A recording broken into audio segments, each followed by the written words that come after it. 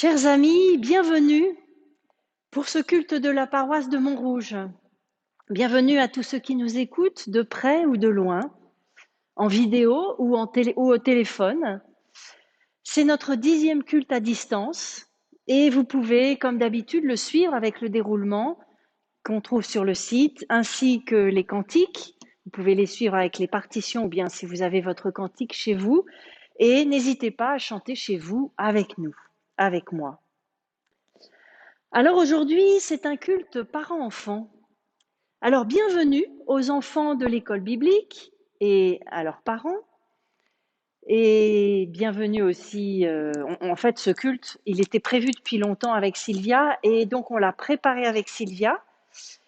Et ça a été plus facile pour les grands de participer, mais je pense aussi aux plus petits qui nous écoutent et qui nous regardent. Alors les enfants, vous êtes habituellement devant moi dans ce temple, sur les bancs ou bien par terre, sur les tapis. Vous êtes parfois attentifs ou bien en train de bouger. Alors je vous imagine chez vous, peut-être attentif, peut-être distrait par autre chose. Mais dans ce culte, eh bien, nous entendrons vos lectures, vos chants, vos prières, et nous vivrons quand même ce culte ensemble.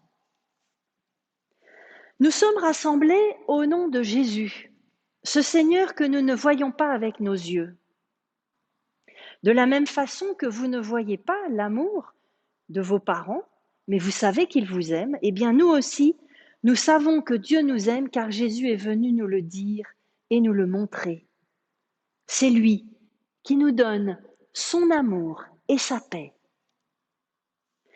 Alors cette année, les enfants, vous avez étudié avec Sylvia et Claire l'histoire de Moïse. Alors c'est pas le mari de Claire, mais c'est l'histoire de personnages de la Bible dans l'Exode, dans le livre de l'Exode. Nous en avons déjà parlé à Noël. Dieu choisit Moïse pour sauver son peuple de l'esclavage. Et pour cela, Dieu vient à la rencontre de Moïse qui a dû s'éloigner de sa famille pour sa sécurité. Et cette rencontre va être déterminante. Alors quand on rencontre quelqu'un de nouveau, souvent on lui demande « Comment tu t'appelles ?»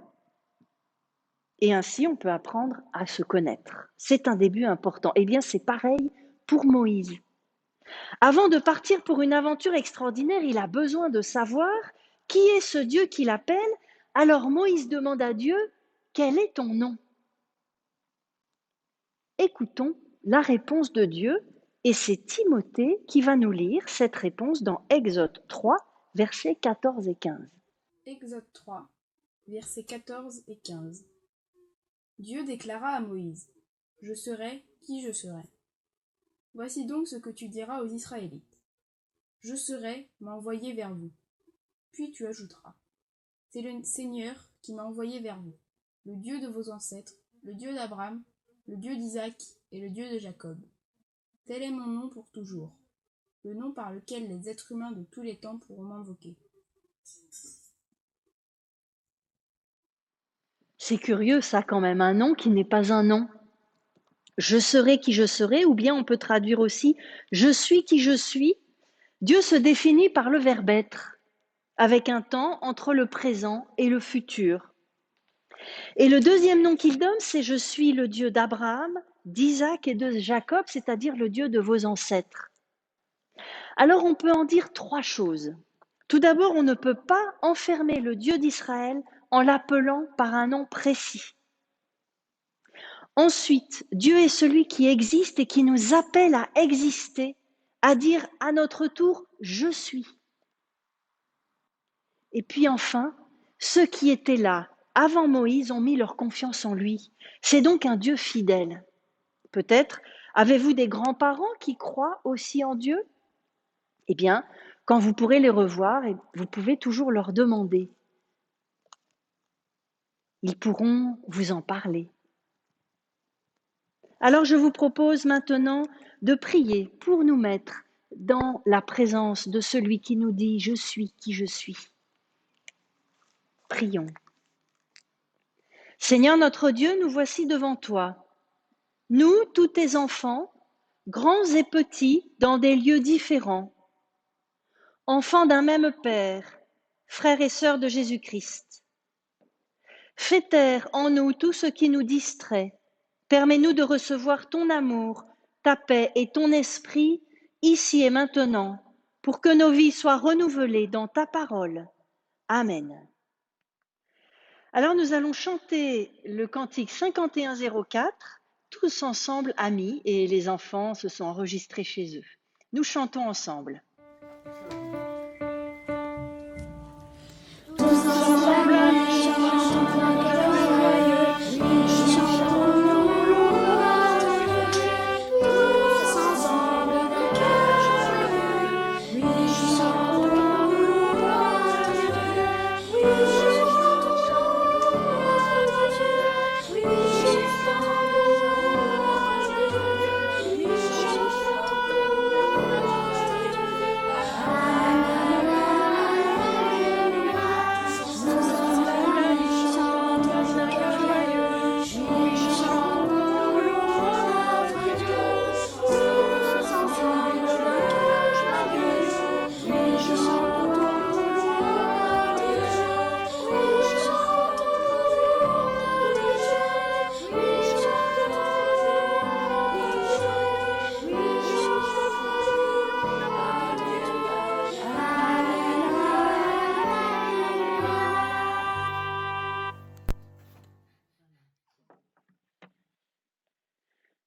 Moïse a donc obéi à Dieu en faisant sortir le peuple d'Égypte.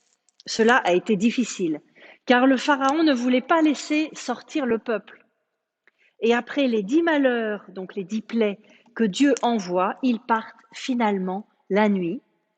Et nous allons donc entendre le récit de la traversée de la mer Rouge, et les enfants vont nous lire Exode 14, versets 19 à 31. Et nous les écoutons. L'ange de Dieu qui allait devant le camp d'Israël partit et alla derrière eux. Et la colonne de nuée qui les précédait partit et se tint derrière eux. Elle se plaça entre le camp des Égyptiens et le camp d'Israël. Cette nuée était ténébreuse d'un côté et de l'autre elle éclairait la nuit. Et les deux camps n'approchèrent point l'un de l'autre pendant toute la nuit. Moïse étendit sa main sur la mer. Et l'Éternel refoula la mer par un vent d'Orient qui soufflait avec impétuosité toute la nuit. Il y mit la mer à sec, et les eaux se fendirent. Les enfants d'Israël entrèrent au milieu de la mer à sec, et les eaux formaient comme une muraille à leur droite et à leur gauche. Les Égyptiens poursuivirent, et tous les chevaux de Pharaon, ses chars, ses cavaliers, entrèrent au milieu de la mer. Vers la fin de la nuit, le Seigneur du milieu de la colonne de feu et de fumée regarda l'armée égyptienne et la désorganisa. Il bloqua les roues des chars qui n'avancèrent plus que difficilement. Alors les Égyptiens s'écrièrent « Fuyons, loin des Israélites !» car le Seigneur combat avec eux contre nous. Le Seigneur dit à Moïse, étends ton bras au-dessus de la mer, pour faire revenir l'eau sur les chars et les cavaliers égyptiens. Moïse étendit son bras au-dessus de la mer, et à l'aube, la mer reprit sa place habituelle. Les Égyptiens qui s'enfuyaient se trouvèrent soudain face à l'eau, et le Seigneur les y précipita.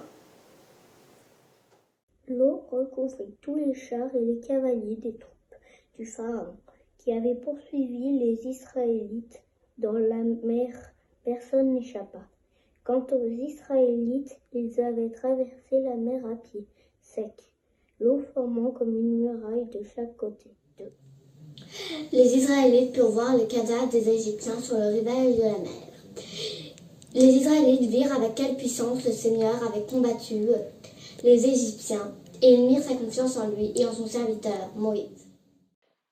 Eh bien, merci à tous les enfants pour votre lecture. Merci à Lina, Jérémie, Ézéchiel, Cassandre, Vanessa, Alexis et Elsa.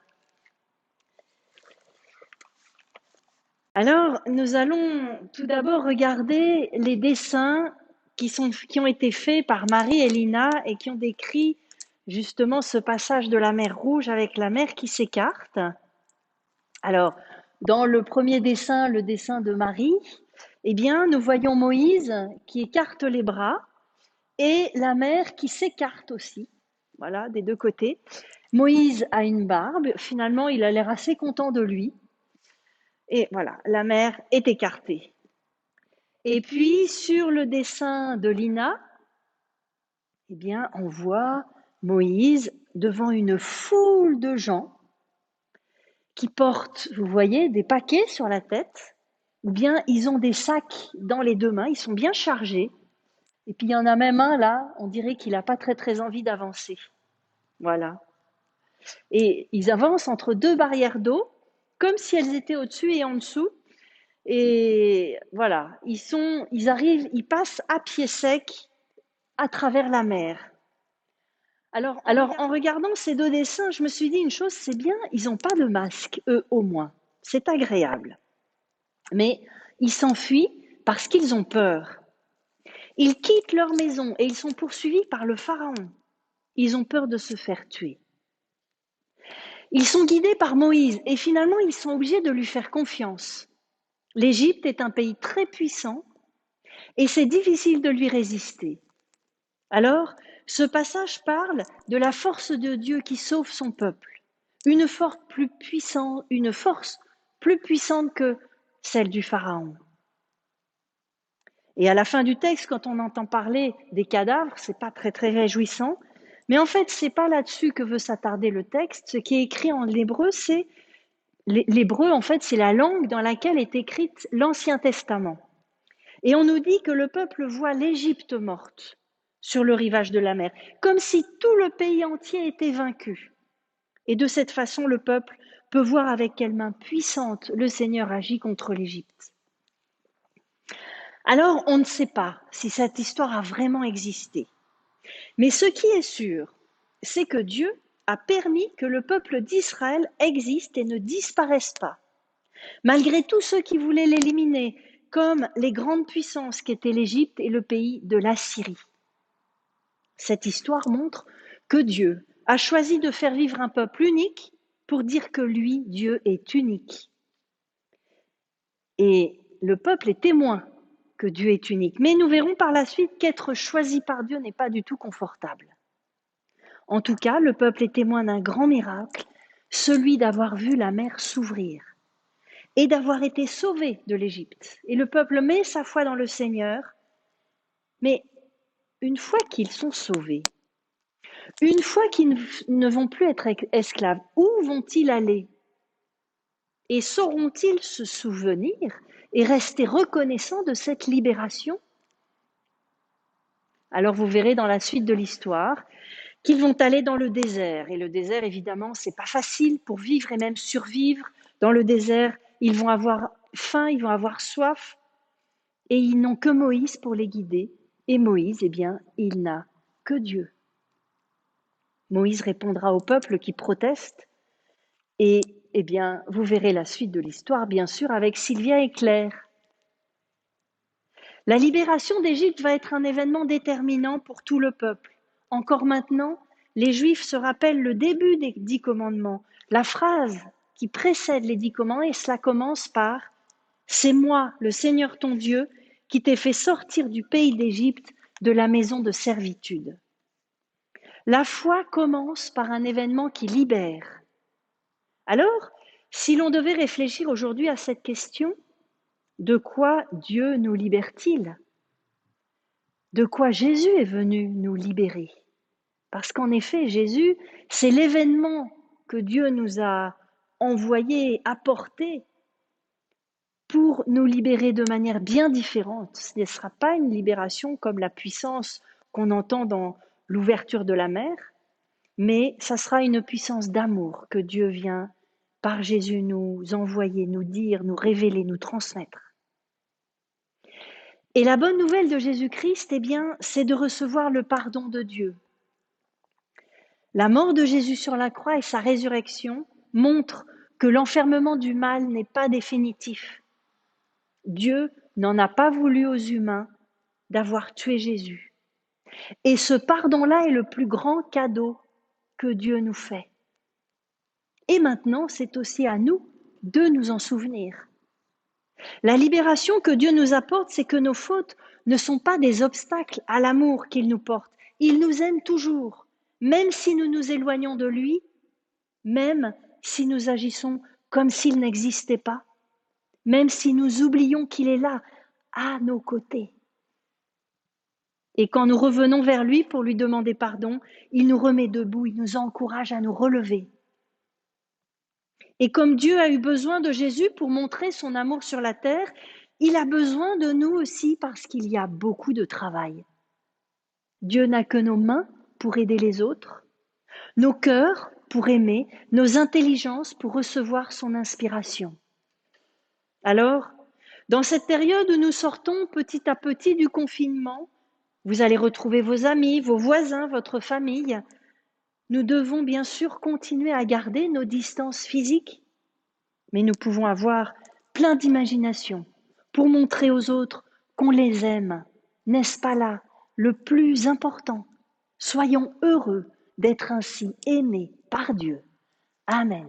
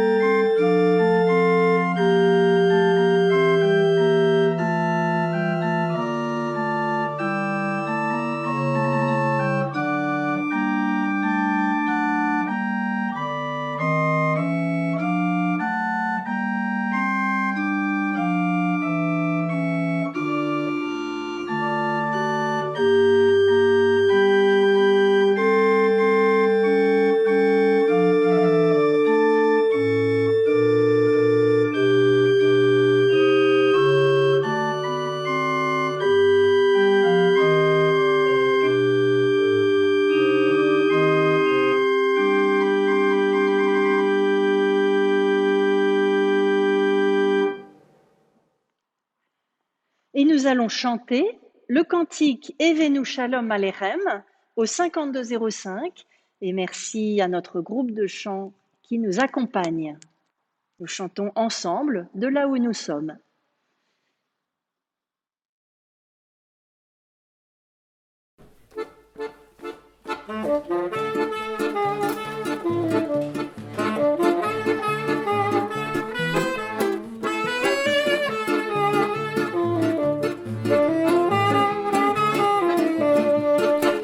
Shalom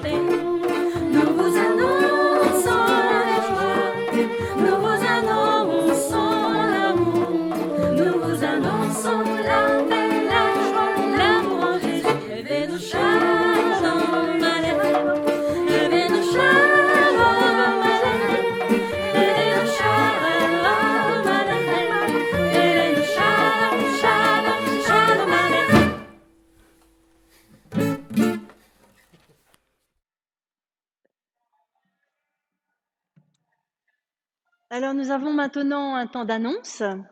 J'aimerais vous remercier tous et toutes pour votre participation. Merci aussi aux parents qui ont fait toutes les prises de vue et tous les enregistrements. Merci aussi à Christophe Martin-Médère qui nous a enregistré des morceaux de musique. Et merci bien sûr à Ando pour la technique, pour les montages qui sont assez nombreux cette fois-ci. Merci à Sylvia qui m'a aidé aussi à préparer ce culte, à l'organiser. Et merci à Rémi aussi pour le montage du groupe de chant. Alors, le déconfinement va se faire de manière très progressive. Nous continuons tout le mois de mai les activités en visioconférence, en audio et ainsi que les cultes que nous pouvons revoir sur le site après coup. On peut les regarder sur epudf-montrouge.fr que nous vous invitons à consulter régulièrement. Et vous pouvez réécouter aussi le partage biblique de mardi dernier que nous avons eu sur Ruth. Alors, si vous ne recevez pas la lettre de nouvelles, n'hésitez pas à le signaler à mon adresse epudf-montrouge@orange.fr. Pour les personnes qui n'ont pas Internet, n'hésitez pas à m'appeler au 01 42 53 49 95. Alors, cette semaine, j'ai été sollicitée pour un enterrement qui a eu lieu jeudi. Madame Paulette Turki, c'est une personne qui a fait partie de notre paroisse, mais il y a longtemps, et même sa belle-mère était sur des anciennes listes de la paroisse. Nous avons été au cimetière de Montrouge. N'oubliez pas votre offrande habituelle, alors soit en chèque, soit en virement, et puis aussi avec votre enveloppe, si vous voulez payer en liquide, eh bien, vous pouvez préparer votre petite enveloppe et puis à la fin du confinement, vous pourrez amener cette enveloppe. Et puis, naturellement, on se retrouve à la fin du culte au téléphone 01 84 88 79 52 et le code 197 569 156 dièse.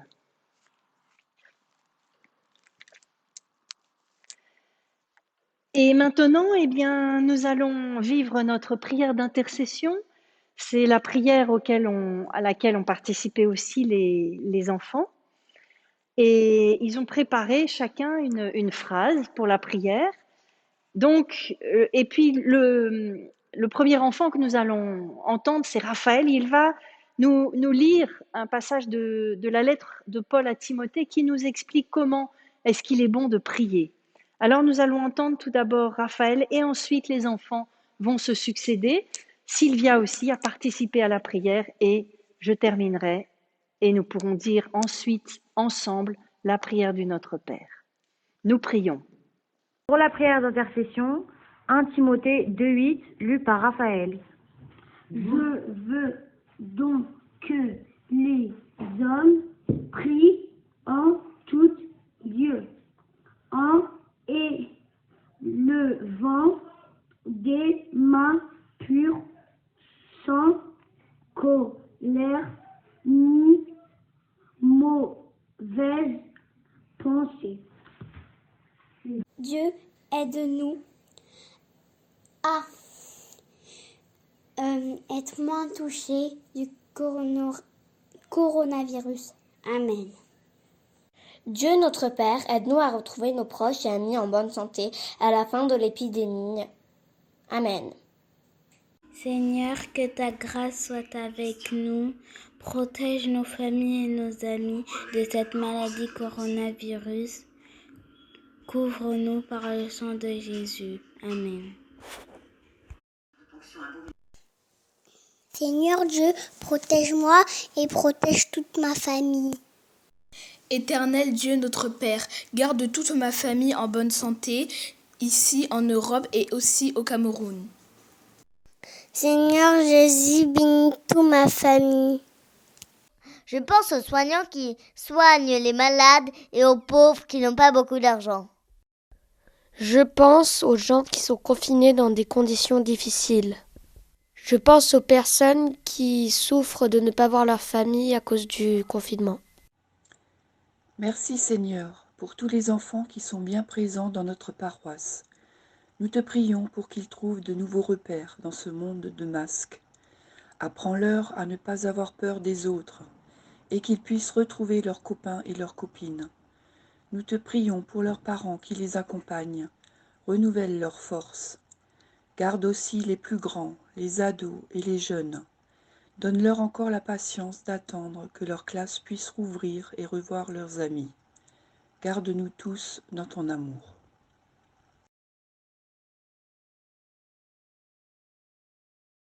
Seigneur, nous te prions pour les personnes âgées qui sont le plus vulnérables à ce virus. Nous te remettons les familles en deuil. Nous te confions la Fondation Lambrecht et tous les résidents. Nous te remettons dans le secret de nos cœurs tous ceux qui ont besoin de notre prière.